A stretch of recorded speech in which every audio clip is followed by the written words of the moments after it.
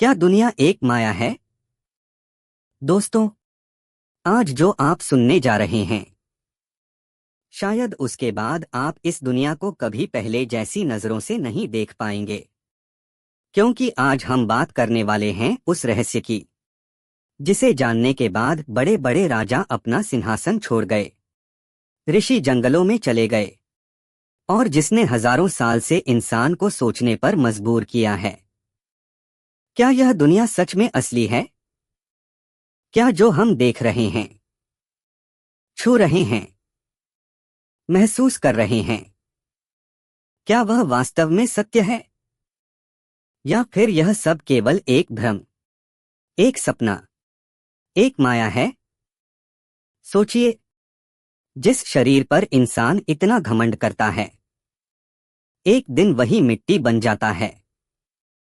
जिस धन के लिए लोग पूरी जिंदगी लड़ते हैं, वह यहीं छूट जाता है। जिन रिश्तों को इंसान हमेशा के लिए अपना मानता है, समय उन्हें भी बदल देता है।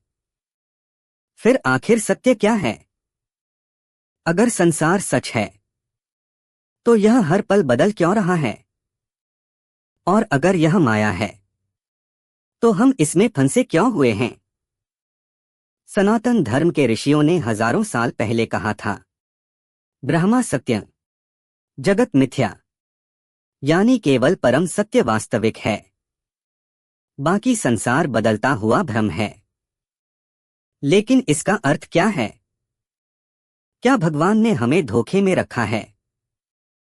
क्या यह पूरा जीवन एक सपना है? क्या मृत्यु के बाद हमें असली सत्य दिखाई देता है? और सबसे बड़ा सवाल, अगर दुनिया माया है, तो इस माया से बाहर कैसे निकला जाए? आज की यह वीडियो केवल एक वीडियो नहीं है, यह आपके सोचने का तरीका बदल सकती है।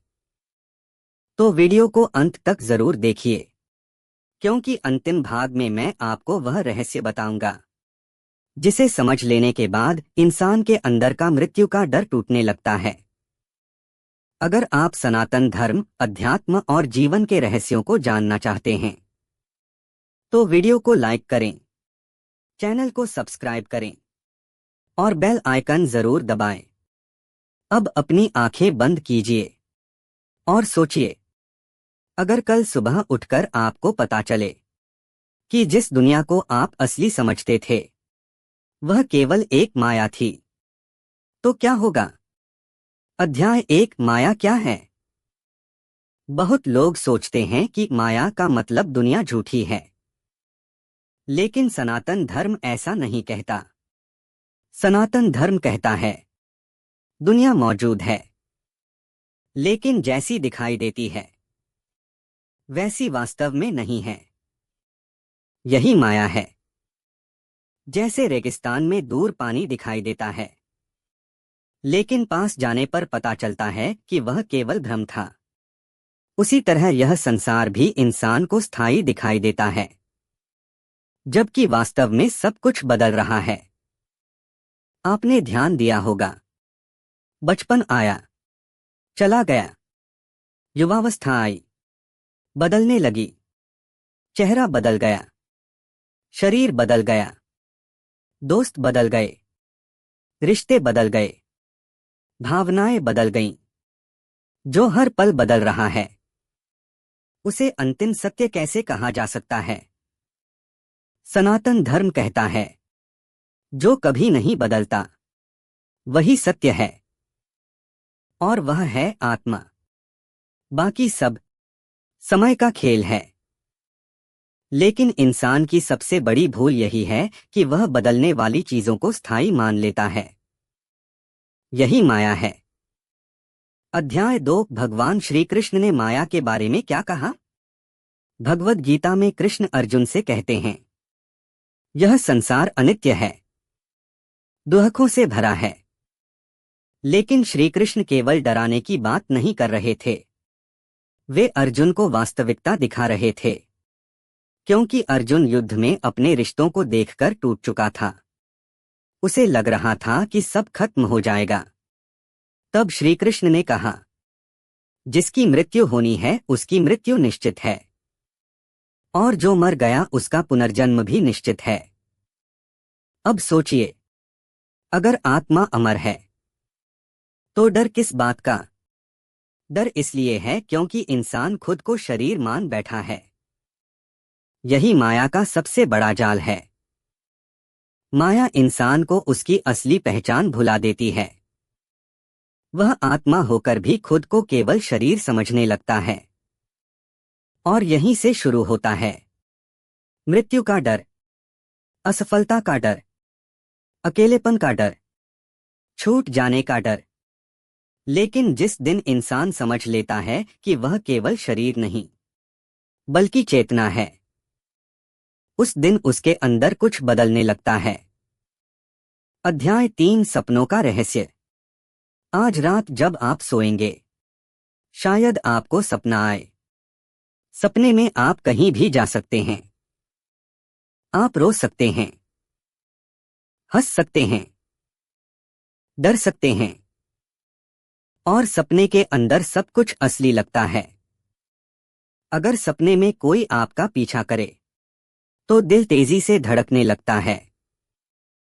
अगर सपने में आप गिर जाएं तो शरीर डर से कांप उठता है।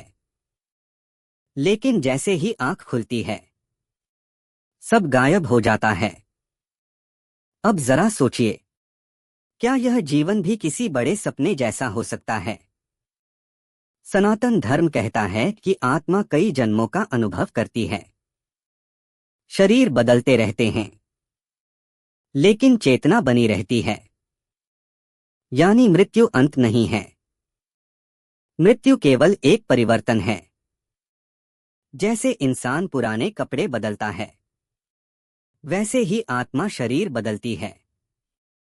लेकिन माया इंसान को ऐसा महसूस कराती है कि यही एकमात्र जीवन है। इसीलिए इंसान इतना डरता है। अध्याय 4, राजा जनक का रहस्य। प्राचीन भारत में एक राजा थे, राजा जनक। उनके पास सब कुछ था, राज्य, धन, शक्ति, सम्मान। लेकिन फिर भी उनके अंदर एक प्रश्न जलता रहता था, सत्य क्या है? एक रात उन्होंने सपना देखा कि उनका पूरा राज्य खत्म हो गया है। वे भूखे हैं, गरीब हैं, लोग उनका मजाक उड़ा रहे हैं। डर के मारे उनकी आंख खुल गई। अब वे अपने महल में थे, लेकिन वे सोच में पड़ गए। अगर सपना झूठ था तो उस समय वह इतना असली क्यों लगा? और अगर यह जीवन सच है तो क्या यह भी एक दिन सपने की तरह खत्म नहीं हो जाएगा? यही प्रश्न उन्हें भीतर से बदल गया। धीरे धीरे उन्हें समझ आने लगा, जो बदलता है वह अंतिम सत्य नहीं हो सकता। अध्याय 5, विज्ञान भी क्यों चौंक गया। हजारों साल पहले ऋषि कह रहे थे, संसार माया है। आज आधुनिक विज्ञान भी कुछ वैसा ही संकेत देने लगा है। क्वांटम फिजिक्स कहती है कि पदार्थ वास्तव में उतना ठोस नहीं है जितना हमें दिखाई देता है। सब कुछ ऊर्जा है। जिस दीवार को आप छू रहे हैं वह भी सूक्ष्म स्तर पर कंपन कर रही ऊर्जा है।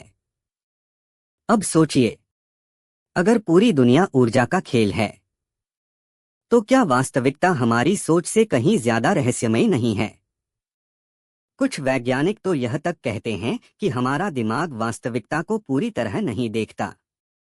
वह केवल उतना दिखाता है जितना जीवित रहने के लिए जरूरी है। यानी हो सकता है जो हम देख रहे हैं वास्तविकता उससे कहीं बड़ी हो।